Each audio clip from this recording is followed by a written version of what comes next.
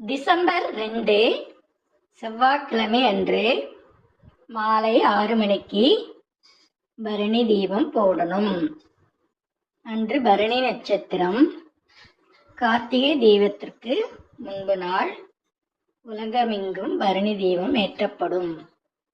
உங்கள் வாழ்க்கையில் சகலவிதமான பாக்கியங்களும் அடைய, செல்வ செழிப்பு ஏற்பட பரணி தீபம் போடுங்கள். முதலில் குலதெய்வத்திற்கு 2 தீபமும், விநாயகருக்கு 1 தீபமும், மற்ற தீபங்கள் ஒத்தைப்படையில் உங்கள் விருப்பப்படி போடவும். மறந்துவிடார்கள்.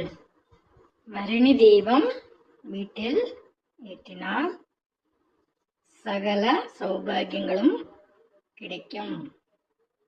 வாழ்க்கையில் என்றும் செல்வ செழிப்புடன் வாழலாம்.